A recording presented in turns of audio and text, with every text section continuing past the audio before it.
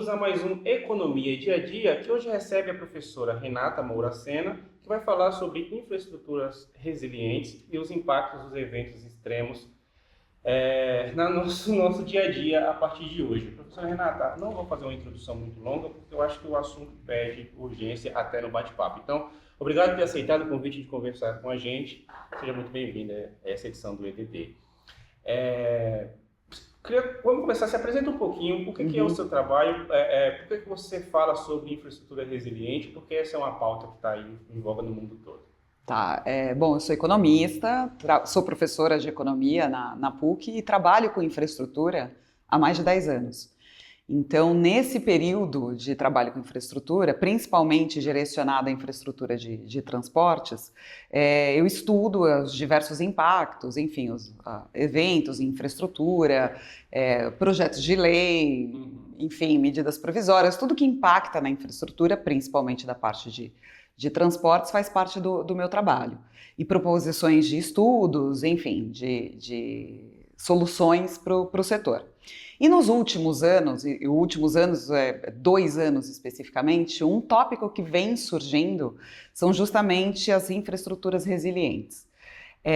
Não é um tópico novo, quando a gente observa que algumas regiões do planeta sofrem com problemas, com questões ambientais e com questões da sua estrutura mesmo, territorial, como terremotos, furacões e etc., mas isso, em geral, é localizado nessas áreas, nessas regiões que têm esse tipo de problema. Dos últimos 2, 3 anos para cá, a gente tem visto no mundo impactos um pouco mais fortes a respeito disso. Então, são tempestades mais intensas, são ondas de incêndios mais intensos e mais frequentes. A gente teve uma série de incêndios na Grécia, que foi um negócio novo para a região, na intensidade que foi, no tamanho que aconteceu. A gente tem isso nos Estados Unidos e tudo mais, mas o Brasil em geral ia passando pelas suas variações climáticas, mas nada que gerasse impactos muito fortes. O impacto em termos de transporte que a gente teve mais forte foi a própria crise hídrica que nós tivemos, porque quando a gente teve a crise hídrica, você tem que priorizar o consumo da água, e o consumo da água para transporte, como hidrovia, por exemplo, não é uma prioridade nesses momentos. Então, quando a gente teve a crise hídrica, principalmente aqui em São Paulo, a gente teve uma redução do uso da hidrovia, e aí foi o impacto inicial. Nesses últimos 2 anos, a gente tem tido eventos mais intensos no Brasil, e aí é onde a gente traz esse assunto para nós, e é onde chama a atenção e é onde a gente começa a discutir como é que ficam as estruturas de transportes. E aí, quando eu falo estrutura, não é só o material em si, mas como ficam as empresas, como fica a relação da concessionária com o governo, como fica a parte pública envolvida. Então, é essa parte que começa a ser discutida, né? Principalmente quando a gente fala de secas. Nós tivemos a seca em Manaus no início do ano, já estava conversando um pouco antes. Isso impactou o sistema de transportes lá também, então você estava com diversas limitações no transporte de equipamentos, tanto que à época, em novembro, se questionou até o impacto disso na Black Friday, quanto seria afetado, porque boa parte dos eletrônicos que a gente consome no país vem de Manaus. Então isso, como é que foi o impacto disso na seca dos rios, na questão do transporte? Esse já começou com um evento. E das chuvas que a gente teve principalmente o ano passado, né? 2023 foi um ano bastante quente, né? Foi um ano, bateu recordes de calor. E teve chuvas muito intensas. Então, só para pegar a cidade de São Paulo especificamente, a gente teve a semana que algumas regiões chegaram a ficar 4 dias sem energia. Né? Então, esse tipo de evento começa a impactar na relação não apenas dos consumidores, mas também das empresas, do impacto disso nos custos das empresas e na relação com o poder público. Né?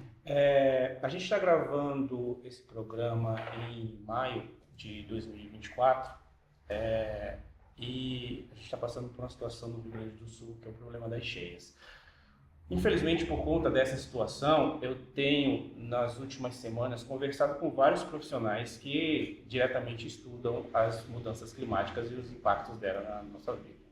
Conversei com alguns economistas, conversei com engenheiros, E é meio senso já, consenso, que é necessário que as cidades repensem o modo de coexistir com o meio ambiente. Eu tive a oportunidade de conversar com um professor da Universidade de Mogi das Cruzes, há 2 semanas atrás, engenheiro, e ele estava falando sobre, por exemplo, a questão do solo, do asfalto que absorve a chuva. O assunto surgiu no meio da nossa entrevista, eu falei, cara, mas eu ouço falar sobre isso, sei lá, há 10 anos que a USP tem essa tecnologia. E aí ele me chamou a atenção para uma coisa que eu não tinha pensado. Ele falou, sim, a tecnologia existe, ela é relativamente barata e fácil de aplicar, nós temos capacidade de aplicar. Porém, você aplica esse solo, você instala esse solo vai absorver a chuva, tá, mas essa chuva corre para onde?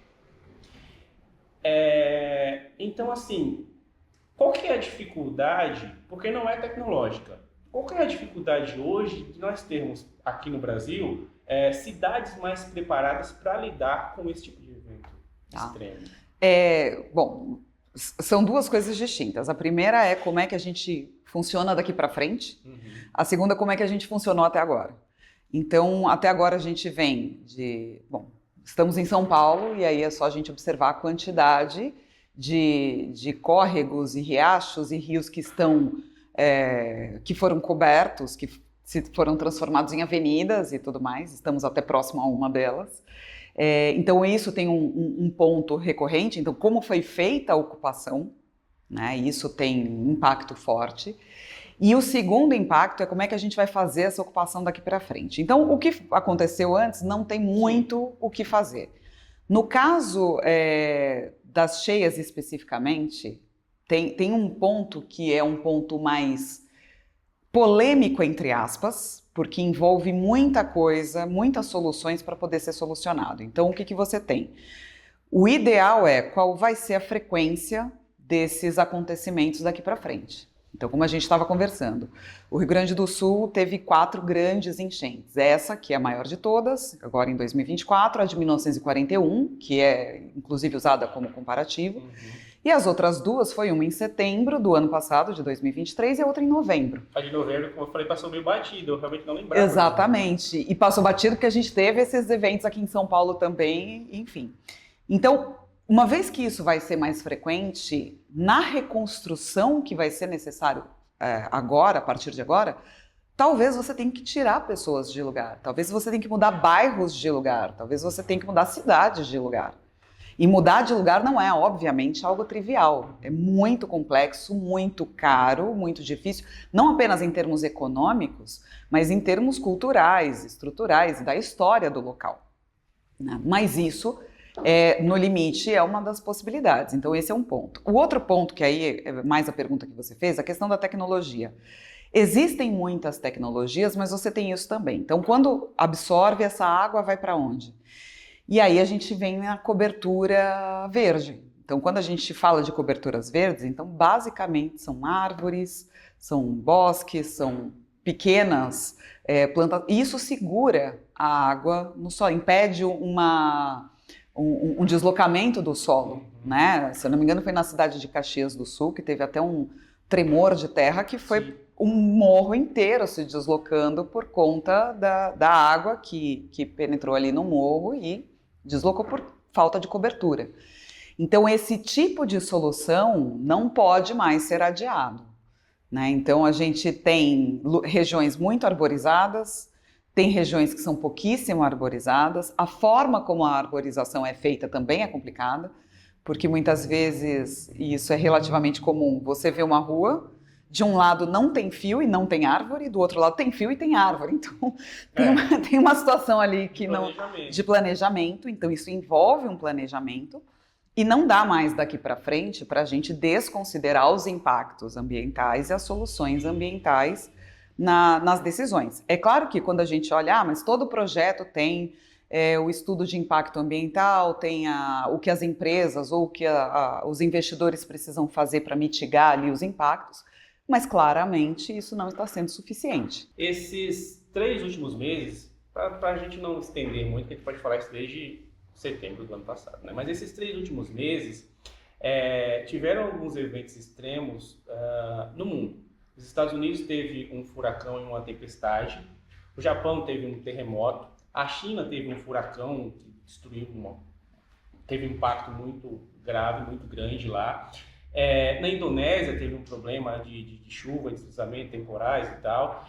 E aqui a gente teve, no começo do ano, vamos falar de 3 meses para cá, teve o Rio Grande do Sul. Esses outros países, de certa forma, já convivem com isso há muito tempo. Aqui parece que a gente está começando a pensar sobre isso agora.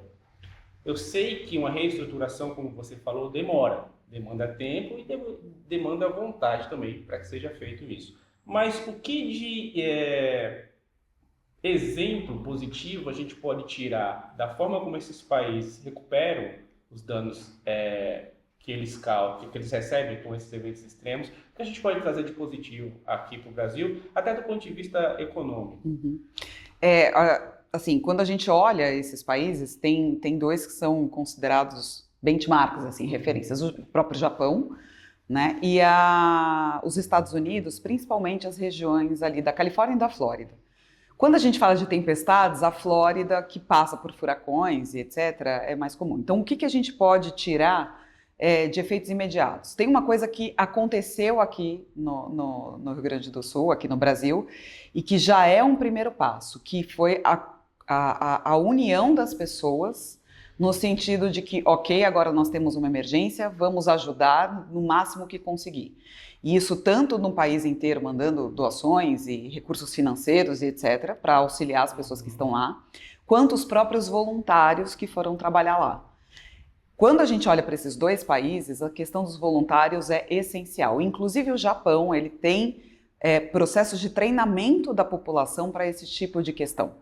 Então, quando você tem problemas que têm um impacto tão gigantesco e tão grande a ponto de colapsar tudo, porque você não tem os governos, está tudo colapsado, é a ação dos voluntários que auxiliam. Então, são treinamentos de primeiros socorros, treinamentos de ações emergenciais, treinamentos de resgate, de socorro, coisa simples, nada muito complexo, mas que ajuda. A atuação da defesa civil nesses países também é essencial.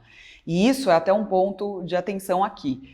Em São Paulo, a gente tem a ação da Defesa Civil que manda SMS, que manda notícias. Então, abrigue-se, vai estar chegando uma tempestade com vento, com raio e etc. Isso pode parecer bobagem, mas funciona muito. Então, as pessoas receberem isso no seu celular, elas já se preparam para evitar determinadas áreas.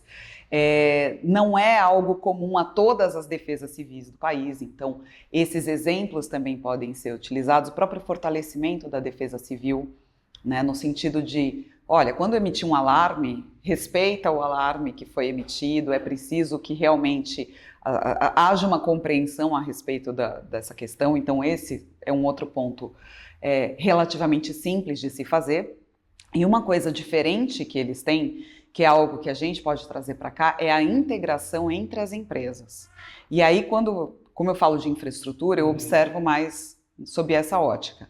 Então, a região está sem energia, né? Que outra concessionária próxima daquela cidade, daquele município ou daquela área pode auxiliar com equipamento ou até mesmo com equipe para ajudar a empresa a reestruturar aquilo mais rapidamente.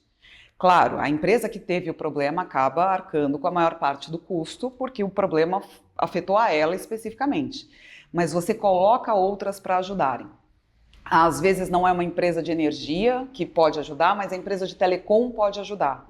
Então isso também funciona. Essa integração das empresas é essencial. Então, olha, a rodovia teve ela rompeu, ela desbarrancou ali, mas a ferrovia ainda está funcionando. Ou vice-versa, ou a área de manutenção e de acesso funciona. Então, esse tipo de coisa são detalhes que muitas vezes passam batido quando é uma coordenação de forças. Então, na hora que os eventos acontecem, o que esses países fazem é essa coordenação de pessoas por meio dos voluntários e das empresas ali por meio de auxílios para tentar resolver o mais rápido possível o problema. Então a gente olha agora o Rio Grande do Sul, então teve o problema das drenagens, né, da água, da bomba, a Sabesp mandou a bomba de água para lá. Teve um problema de poucas, defesa civil, poucas pessoas, o Estado de São Paulo mandou pessoas da defesa civil, da polícia, etc. Essa coordenação entre os estados próximos ou entre as regiões próximas ajuda na agilidade da recuperação. A gente ainda está com, se eu não me engano, foram 497 municípios afetados no Rio Grande do Sul. Isso, 496, por aí, por aí, e a gente está com mais de 200 ainda sem energia. Né? Então, o que pode ser feito por essas outras empresas para auxiliar? E um outro ponto fundamental é que isso foi algo que, pelo menos na minha percepção, demorou muito para acontecer e ainda aparentemente não está acontecendo, que é a famosa sala de crise. Sim. Qualquer evento que aconteça, isso numa empresa ou nos governos, tem uma crise, você vai juntar todas as pessoas que são as responsáveis, que são as lideranças, ou enfim, para solucionar o problema. Então, uma das coisas que aconteceu foi uma empresa de telecom tentou melhorar o Wi-Fi ali dos abrigos, né? E aí não conseguia encontrar quem, técnico do governo, podia dar determinadas recomendações e fornecer as soluções. Olha, eu preciso disso, enfim, as partes técnicas mesmo. Não pode acontecer esse tipo de coisa. Tudo bem, nesse primeiro momento é um aprendizado, mas é algo que você precisa saber quem são as pessoas que vão ajudar a resolver. Você já consegue ter um panorama, mesmo que muito inicial, da atuação, especificamente, da Prefeitura de Porto Alegre, do governo do estado e do governo federal nessa questão do Rio Grande do Sul? Essa sala de crise, assim, agora ela existe, né? Perdão, professora, imagina. Porque eu tenho lido algumas entrevistas e assistido algumas entrevistas, por exemplo, do prefeito de Porto Alegre, e ele me parece que ele não sabe muito bem o que está acontecendo, ele me parece meio perdido. Hoje é dia 25 de maio, se eu não me engano, a chuva, 3 dias atrás tinha dado uma tranquilizada, tinha baixado o nível do Guaíba, começou o processo de limpeza. E era um processo de limpeza, ao meu ver, muito precário, manual, assim. De ontem para hoje, a chuva voltou, e aí alagou de novo, infelizmente, os bairros voltaram a ficar inundados. E aí a gente ouve o prefeito falando sobre isso, parece que ele não sabe exatamente como agir. A gente ouve, assiste entrevistas do governador e parece que ele não está entendendo muito bem a situação. Uhum. Não está conseguindo se comunicar da forma que deveria com o governo federal, por exemplo. Você já consegue ter um diagnóstico, mesmo que inicial, da atuação, a gente não precisa fulanizar, mas desses entes, dessa crise especificamente? Isso faz parte dessa sala de crise, né, que eu me refiro. Eu acho que são uma série de situações. Primeira, e a gente não pode desconsiderar isso de forma alguma, é que assim, ninguém está preparado para algo assim. Né? E o que eu quero dizer com isso? A prefeitura está alagada, a sede do governo do estado está alagado, enfim, você tem uma situação ali onde está todo mundo, de certa forma, improvisando ali na questão. Ninguém é preparado para esse tipo de evento, como a gente estava falando. Como não é algo comum no Brasil, né, a gente não é preparado psicologicamente e em termos práticos também para lidar com isso. Então, esse é um ponto que não dá para desconsiderar. Tem o outro ponto que foi a demora do governo federal em colocar, olha, é essa pessoa responsável. E aí foi tirado o ministro das Comunicações, foi designado para lá. Qual foi a grande crítica que foi feita? Ok, é um cara da região, é um cara que conhece o Rio Grande do Sul, mas é um cara que ele está preparado para uma situação como essa? Então, muitas das críticas que foram vistas foi uma questão política. Ok, é inevitável a gente tirar a questão política, mas é que num momento como esse, o ideal, e aí entre o ideal e o real tem uma distância, mas o ideal é que as pessoas que estejam diretamente envolvidas tenham algum tipo de conhecimento, algum tipo de técnica em cima disso, né? Que entendam justamente isso. Então, às vezes, o prefeito, ele demonstra esse desconhecimento por desconhecimento mesmo, porque não era algo que ele precisava entender que agora parte da água que subiu foi porque entupiu boca de lobo e etc. Não, ele, enquanto prefeito, né? ele não precisa saber, Sim, mas você precisa... Não foi no dia seguinte ao desastre, Sim, foi, sei lá, 3 semanas depois. Ele não tem um auxiliar que É possa... isso, é esse o ponto. Então, é ir atrás de pessoas, e é isso que a gente percebe nos outros países, que tem... As pessoas entendem aquilo que elas estão fazendo. Então, você tem engenheiros, você tem pessoas ligadas principalmente ao setor de saneamento, que é profundamente, eu falei aqui de transporte, de energia, mas o setor, e telecom, mas o setor de saneamento, de dragagem urbana, né, drenagem urbana, né, de drenagem urbana, e você precisa dessas pessoas ali envolvidas. Não por acaso a Sabesp mandou equipamento, etc., e mandou técnicos, porque você precisa de gente que conheça sobre o assunto. Então, sim, o que você percebe, né, é um despreparo no sentido de quem é a pessoa que conhece, quem é a pessoa que realmente vai me ajudar a resolver esse problema. Isso é algo muito maior. O que eu quero dizer com isso? Claro, a gente está falando de uma situação, de uma crise, de uma situação aguda que o Rio Grande do Sul está passando, mas quando a gente olha muitas vezes no planejamento de infraestruturas, de projetos e tudo mais, a gente tem muitas vezes não tem as pessoas que efetivamente conhecem a respeito daquilo. Então, até voltando a uma pergunta que você fez, que foi a questão do asfalto, mas muitas vezes a gente tem uma legislação também, não dá para desconsiderar, que fala o seguinte, olha, você vai fazer uma licitação e essa licitação precisa ser pelo menor preço. Para fazer a licitação pelo menor preço, se você não especificar o que você quer, você vai ter aquele produto mais barato. Não necessariamente o asfalto mais barato é o asfalto que permite essa drenagem, por exemplo. Ou o segundo ponto, tá bom, põe aí uma especificação qualquer. Também não funciona. Ou às vezes você pega alguém que conhece e fala, não, para isso a gente precisa da especificação A, B, C, D e E. Aí vem um outro e fala, não, mas aí você está limitando demais a concorrência e etc. Então são coisas, é uma questão que é muito complexa. E aí se você sai, a gente viu até recentemente na Amazônia que as especificações que colocaram acabava que a única empresa que conseguia atender era a empresa do Musk. Ok, o que precisa ser observado? É realmente isso? São essas especificações mesmo? Por que são essas especificações? Né? Porque tecnicamente, de fato, é isso, isso e isso. Então não tem o que fazer. Vai ter que ser a empresa do cara.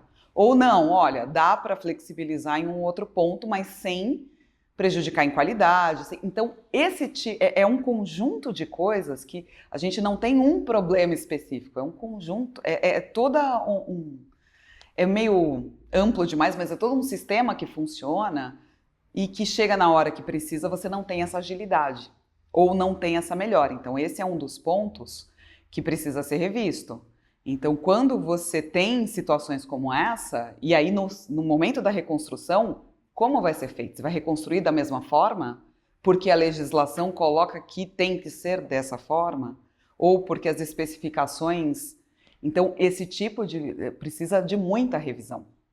Né? Por isso que não são soluções simples e, às vezes, ali o entendimento também é complexo por isso, porque como é que você resolve ali na emergência? Professora, em algumas respostas, você falou um pouco da questão política.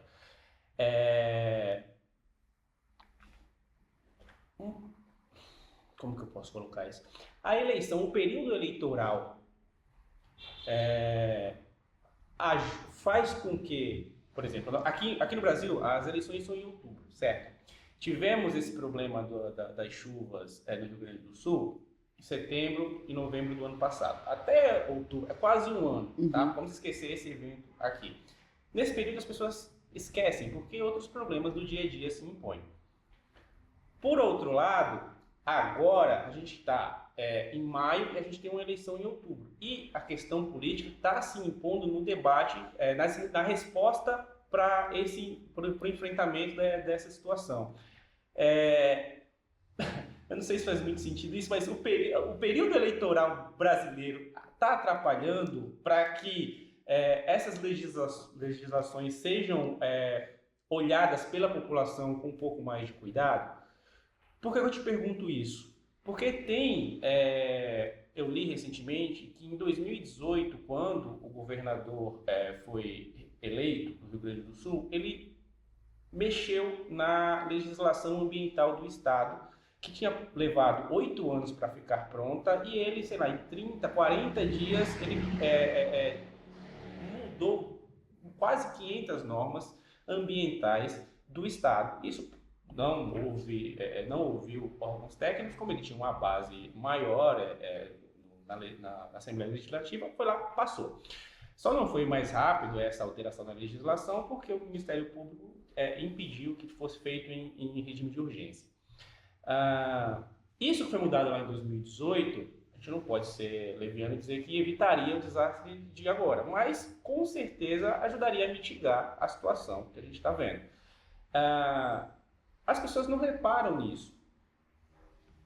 E com a tragédia se impondo, se a eleição não fosse esse ano, fosse ano que vem, as pessoas também não esqueceriam, porque outras coisas acabam acontecendo. O período eleitoral nosso vem atrapalhando a resposta a essas tragédias. Não sei se já te perguntaram isso, isso faz muito sentido, isso que eu estou falando. Não, nunca me perguntaram isso e foi algo que, assim, não é algo que eu vejo de uma forma tão direta. Mas vamos lá.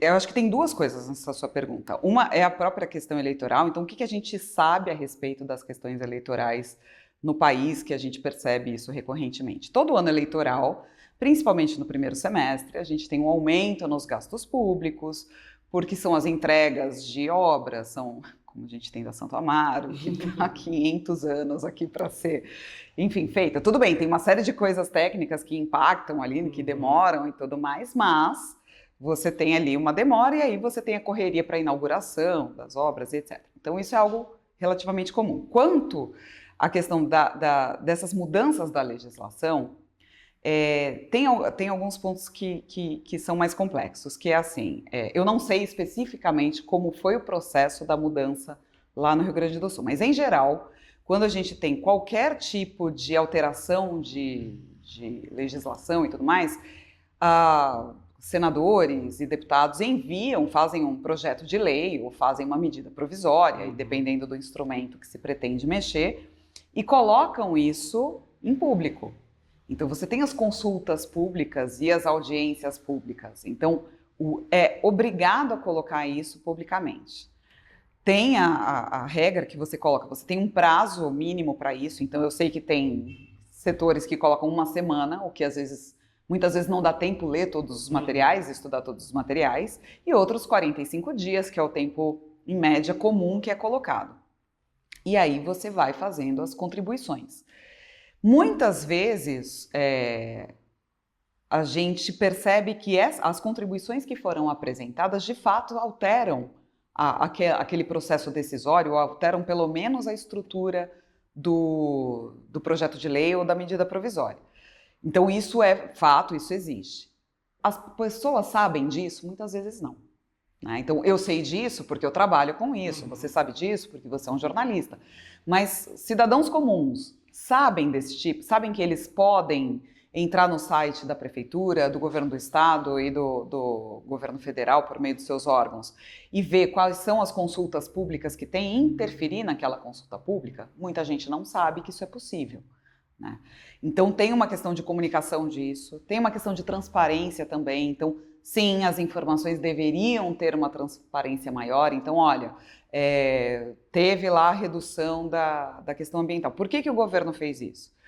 Porque é um governo que tem uma agenda que foi eleito com essa agenda, e nessa agenda pressupunha que tinha que facilitar os investimentos privados, e a questão ambiental é um fator que é um impeditivo ou um facilitador para determinados investimentos. Então, ok, esse é o foco. Qual é o impacto? O impacto positivo, geração de emprego, geração de renda, etc., mas o impacto negativo é esse. E aí você tem essa... Você quer pagar essa conta? Você quer pagar essa conta? E aí, muitas vezes, o que a gente vê é que sim, as pessoas às vezes aceitam pagar essa conta, porque é isso, é geração de emprego, é geração de renda, você vai ter questões ali que serão consideradas. Porque ainda me parece que isso ainda tem um certo preconceito no sentido de que isso é uma pauta dos ambientalistas. Uhum. Mas essas decisões que foram tomadas lá em 2018 estão impactando na vida das pessoas agora, em 2024. Obviamente a gente vai passar pela questão da educação, sim, claro, política, inclusive, das pessoas. Mas se não for feito nada agora, daqui a 4 anos, daqui a 6 anos, a gente vai passar por uma outra, ou daqui a alguns meses, como a gente está vendo. Para você ter uma ideia, no mesmo lugar, mas em lugares diferentes. Para você ter uma ideia, essa semana saiu uma proposta de lei de um senador, se eu não me engano, do Ceará, onde ele coloca, olha, no fornecimento de energia, né, na hora que você precisa atender a demanda de energia, você tem que colocar ali junto a ligação de térmicas a carvão. Então a gente sabe que o nosso sistema... Isso está dentro do escopo da venda da Eletrobras, lá em 2022? Sim e não. Sim, tem uma relação, e não pelo seguinte, desde o apagão, e aí a gente volta lá para 2001, coisa mais antiga ainda, o que você tem? Você tem o sistema brasileiro, elétrico especificamente, ele é de energia limpa, porque nós temos hidrelétricas. Apesar da gente ter hidrelétrica, a gente tem tido nos últimos anos uma maior diversificação dessa matriz. Então a gente tem uma redução da participação da hidrelétrica e um aumento da participação da solar e da eólica, o que é ótimo, são energias limpas. Mas quando a gente tem problemas como crise hídrica, a gente precisa ligar a térmica. Quando tem um problema de seca, e aí a gente não pode esquecer que essa chuva que está no Rio Grande do Sul, ela está concentrada ali porque tem uma onda de calor aqui no Sudeste, né? E é o que a gente estava comentando, a gente está no final de maio e não teve nenhum dia frio, né? Então tem uma onda de calor aqui que impede a passagem dessa chuva, assim, impede que suba para o Sudeste e impede que vá para o oceano. Mas enfim. Então, quando você tem esses períodos, para atender a demanda, você precisa ligar as térmicas. Então, você tem muita térmica biomassa, o que é ok. Então, energia térmica ela é mais poluente do que a hidrelétrica, a solar e a eólica. Mas você tem a biomassa e a carvão é a pior que tem, porque é a mais poluente. Só que quando a gente tem essas ondas de calor, você aumenta a demanda por energia elétrica por conta de ar-condicionado e principalmente os ar-condicionados, né, freezers e tudo mais. Então você vai aumentando a demanda, você vai precisando de mais energia. E aí qual é a escolha? Você vai deixar de ligar uma térmica porque ela é poluente ou você vai ligar porque você precisa atender a demanda porque o que você tem ali não é suficiente? E aí a gente entra em N discussões, inclusive Belo Monte, que por conta de todas as questões, ela foi feita... O que se coloca, o que muita gente coloca é que ela não deveria ter sido feita, e o que muita gente coloca mas já que foi feita, fizesse direito.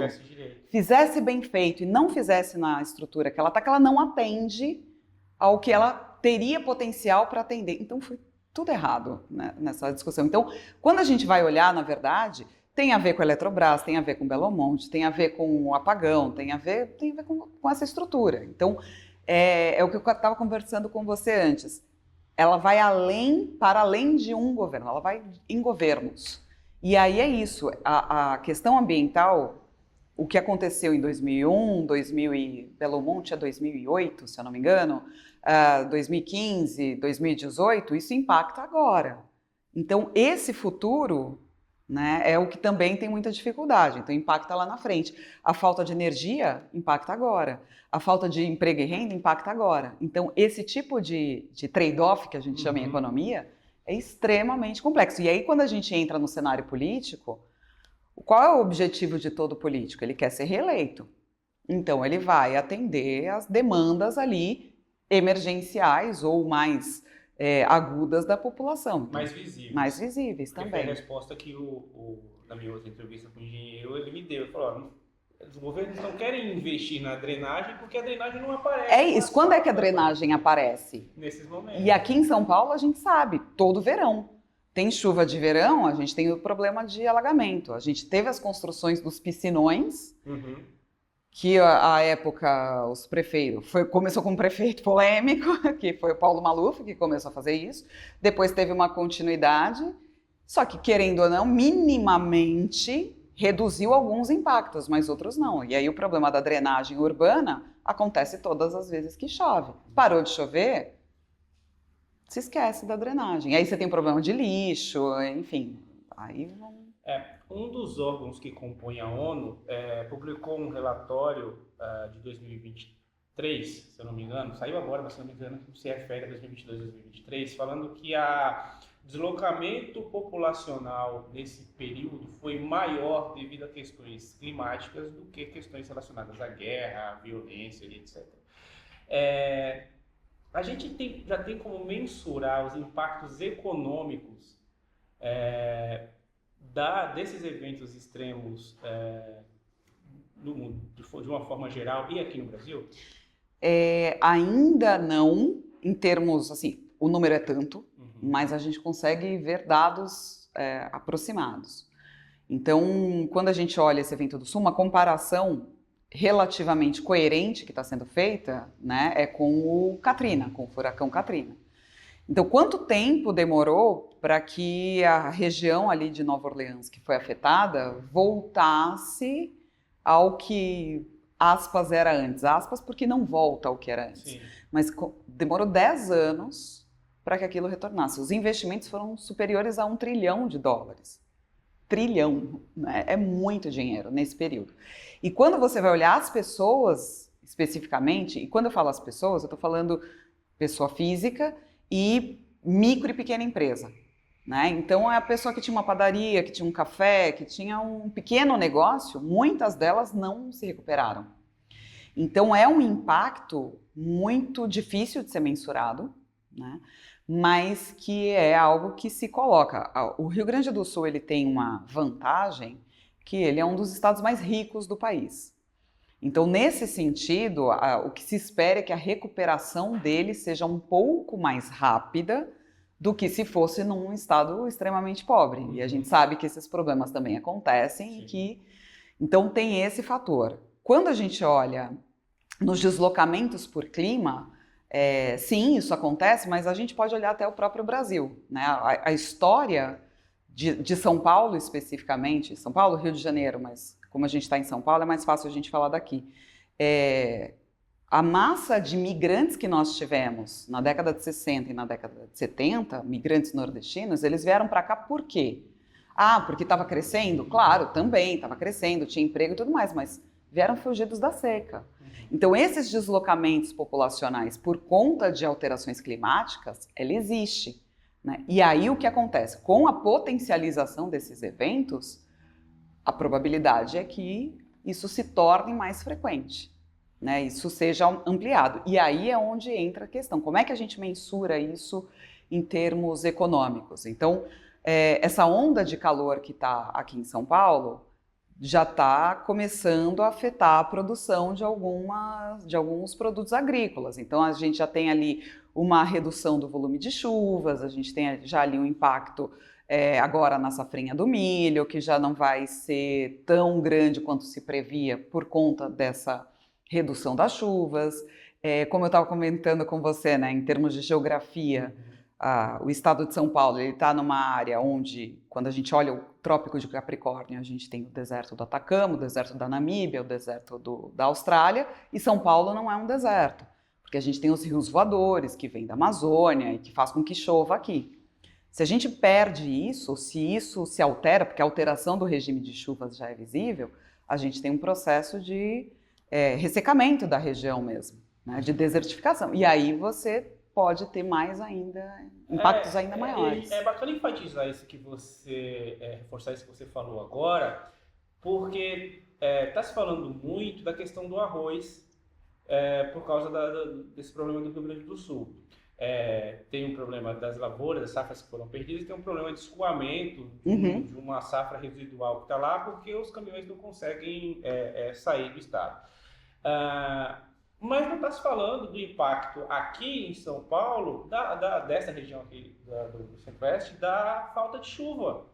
Então a gente também vai ter um problema, além do arroz, vai ter um problema com milho, provavelmente com soja, que precisam de muita água para poder. E não está se falando disso, né? É porque a gente já veio da colheita. Então a safra já foi colhida e a safra já saiu. Então a safra 2023-2024, ela já foi. A questão do arroz foi o impacto, parte da saída e tudo mais, mas também a maior parte do arroz já foi colhida.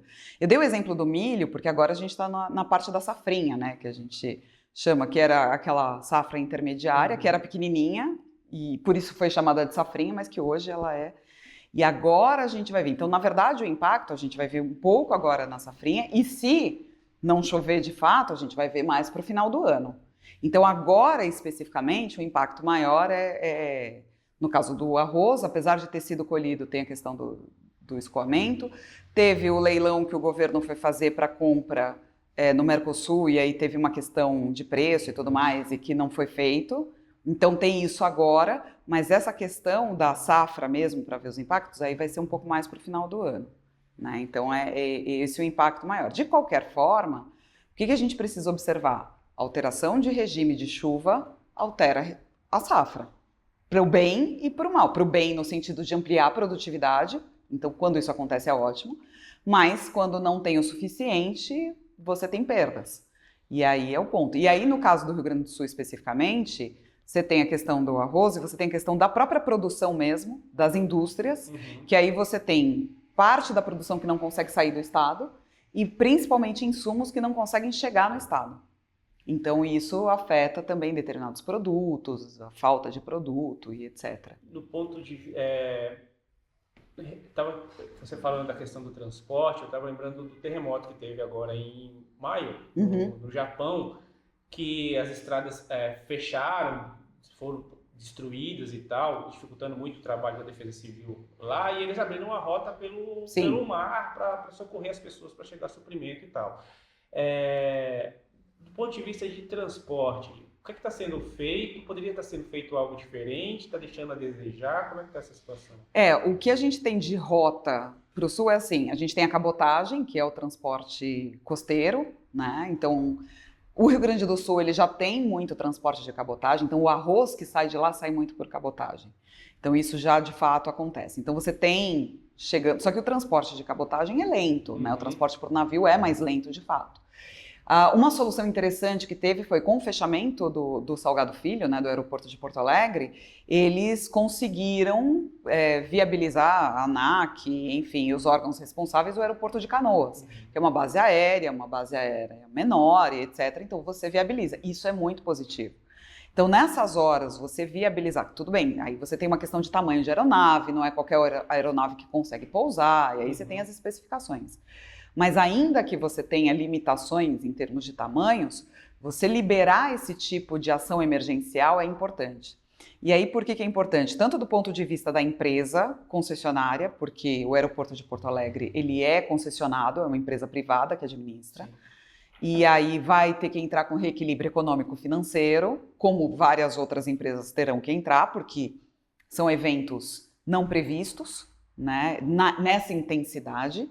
Né? Então, coloca ela para administrar o que foi feito, foi uma solução ok, né? E aí você vai atendendo tanto a chegada a chegada de equipamentos, né? E de doações e etc., quanto a própria saída de pessoas e movimentação de pessoas. Então, isso é importante.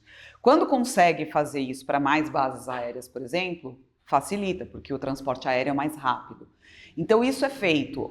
O que você tem é a questão de regiões onde tem uma maior dificuldade mesmo de você chegar. Então aí é onde você tem o helicóptero, tem lugares que não conseguem pousar, então ainda estão jogando doações por paraquedas, né? Então esse tipo de solução é uma solução rápida que está sendo efetiva de certa forma, né? O que aqui é mais lento do que no exemplo do Japão? O terremoto do Japão foi no final agora de abril, começo desse mês. Se você olhar as estradas, elas já estão feitas, elas já estão refeitas. Isso é o que demora mais no Brasil, seja por conta de toda a legislação que exige tradicionalmente uma demora, seja por N outros fatores, né? Então, esse tipo de agilidade na reconstrução é que precisa ser alterado, né? Então, como solução ao problema emergencial, as soluções que estão sendo encontradas estão atendendo, não na velocidade que as pessoas precisam, mas estão. Agora, no próximo passo é o que você precisa para não ficar 5 anos uma rodovia para ser reconstruída, por exemplo. Tudo isso vai demandar recursos. Sim. Recursos emergenciais, precisa de dinheiro. Eu vi que o BNDES já liberou uma linha de crédito, até o BRICS liberou uma linha de crédito, o governo federal está trabalhando com isenções da dívida do Rio Grande do Sul. Esse dinheiro, pelo menos de forma emergencial, é o suficiente, na sua visão? E o debate agora sobre déficit orçamentário que está tendo no Congresso é um debate pertinente para este momento? Ou isso tinha que ser... vamos resolver primeiro isso aqui e a gente pensa nisso depois, como mais ou menos foi feito durante a pandemia? Questão polêmica. Por que a questão é polêmica? Vamos lá. A gente tem um problema de dívida, a gente tem o problema do déficit que está tentando ser equacionado já tem anos no governo passado e agora nesse governo de novo, né, com um arcabouço fiscal e tudo mais. Precisa ter um controle e etc. Qual é a grande diferença entre o Rio Grande do Sul e a questão da pandemia? É local. Esse é um problema. A pandemia, como ela foi, no caso do Brasil, país inteiro, e mundial, você, querendo ou não, teve uma suspensão de todo mundo. Então, não dá para você cobrar porque aquele país não fez e esse país fez, ou fez em proporções diferentes, porque está todo mundo na mesma situação e está todo mundo tendo um gasto adicional. No caso do Rio Grande do Sul, é local. Então, é um problema que o Brasil tem para atender aquela localidade. E aí, quais são os pontos? Você tem as linhas de crédito dos bancos, você tem pedidos que os bancos privados alterem taxas de juros para aquela região, para reconstrução e etc. E você tem, e aí só retomando uma coisa que eu estava dizendo e para poder avançar, as empresas concessionadas, elas não esperavam esse tipo de evento. Quando você tem eventos inesperados, está no contrato, você pressupõe um reequilíbrio econômico-financeiro. Isso aconteceu na pandemia e isso vai acontecer com as empresas de lá. Quando pressupõe um reequilíbrio econômico-financeiro, o poder concedente precisa fornecer esse reequilíbrio, porque é contratual, você precisa cumprir os contratos, né? Senão os impactos são muito maiores, então precisa cumprir o contrato, então é mais recursos para isso. Dizer que os recursos que eles estão destinando é o suficiente, não posso dizer isso. Posso dizer sim, é o suficiente e não ser. Para este momento. Ou porque é um momento de agudo, no sentido de você resolver esse problema imediato, e depois o crônico, que é o tempo de reconstrução. Então, não dá para dizer que é o suficiente. Mas para um primeiro momento, ok, você tem que ter esse tipo de recurso. Agora, o que deveria vir acompanhado, que eu acho que facilitaria essa discussão de déficit, enfim, é transparência. Quanto foi de dinheiro? Então, está saindo tanto de tal lugar, está chegando tanto, foi aplicado tanto nisso, nisso e nisso, que é um tipo de movimento que a gente ainda não tem tão claro no país. Tem alguns segmentos que fazem isso, né? Mas o envio dos recursos deveria ter uma transparência maior. Porque aí quando você vê isso, você fala, ok, a gente tem um déficit, o déficit foi agravado pelo problema do Rio Grande do Sul, mas olha, o dinheiro foi investido nisso e nisso e nisso, e aí retomando a economia, você tem uma arrecadação de volta dos recursos. Então, você tem como entender ali e mapear o que está acontecendo. Agora, a discussão ela vai continuar e vai impactar nas contas e vão trabalhar para ajustar ainda mais, para recuperar. Professora, para a gente encerrar nosso bate-papo, a gente está indo para quase uma hora de conversa, a gente falou sobre muita coisa Sim. aqui, e tinha tantas outras para a gente continuar falando sobre esse tema. Espero que você volte aqui numa outra oportunidade, Claro. mas não num momento tão crítico, para a gente poder falar mais sobre essa história de atuação, que é realmente muito interessante. Para a gente encerrar, o que está pensando em tudo isso? Quais são as cabeças que estão por trás das decisões de criação de novos projetos, de busca de recursos internacionais? Quem está pensando tudo isso?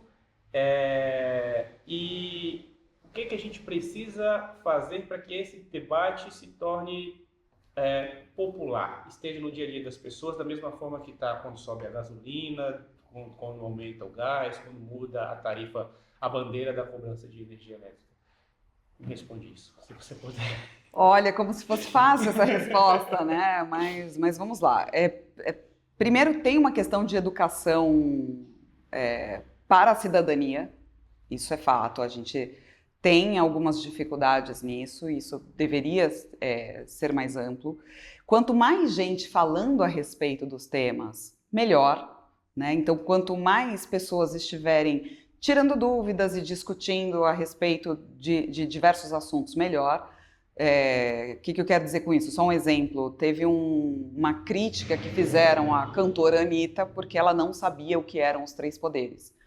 Ok, mas muita gente não sabe. Uhum. Então, esse tipo de informação, e não uma informação acadêmica, bruta, mas bem mais popular mesmo, de divulgação de informação. Olha, você sabe para que serve, como é que funciona, você sabia que tem o site que você pode entrar e dar sua opinião a respeito, e etc. Então, esse tipo de informação precisa acontecer. Quem são os tomadores de decisões, né? Que é a outra pergunta que você fez. Na área de infraestrutura, a gente tem empresas, instituições muito sérias que trabalham fortemente com isso. Então, você tem a empresa de planejamento em energia, que faz toda a parte de planejamento para o setor de energia. A gente tem a Infra SA, que está se fortalecendo e se desenvolve para fazer toda a parte de planejamento em logística e transportes. Tem agora, com o novo marco do saneamento, que foi aprovado no governo anterior, e os desdobramentos, você tem os fortalecimentos das agências reguladoras, né, para fazer esse tipo de acompanhamento e do racional mesmo, do planejamento. Então, esse tipo de ação, ela acontece e ela existe. O que precisa acontecer também é uma pressão das pessoas, né, da população, no sentido, olha, deputado, eu votei em você porque você é da minha região e aqui a gente está precisando da drenagem urbana. Vereador, a mesma coisa. Então, essa cobrança mais direta, isso faz diferença também. No final, a gente não tem como trabalhar com a eleição ocorrendo em março e fevereiro, ela vai sempre ser em outubro. Ela sempre vai ser em outubro, e aí a gente tem que ter uma postura, e a gente enquanto cidadão, de cobrança maior mesmo, de reclamação mesmo. Não apenas no período eleitoral, mas, assim, votei no vereador, como é que o vereador está atuando? Está atendendo isso? O deputado, a mesma coisa? O senador, a mesma coisa. Então, isso é importante. Professora Renata Moura Sena, obrigado. Eu que agradeço. Pela conversa. Ótimo. Acho que tirou muitas dúvidas minhas e do pessoal que está acompanhando esse bate-papo aqui. É um assunto complexo, como eu disse, espero que você volte na outra oportunidade para a gente conversar um pouco mais sobre isso. Tá ótimo, obrigada, eu que agradeço, foi um prazer. Infelizmente é um assunto muito interessante, mas agora o momento ele demanda seriedade, foco e uma organização grande. Bom, pessoal, então no final é isso, não existem respostas fáceis para questões complexas. Se a resposta for fácil, desconfie e ouça quem entende do assunto. Quero agradecer a todo mundo que acompanhou esse EDD. Se tiver alguma dúvida, manda para a gente encaminha para a professora Renata, tenho certeza que ela vai responder com o maior prazer. Eu quero agradecer a todo mundo que acompanhou, muito obrigado de coração e vejo vocês na próxima. Tchau, tchau.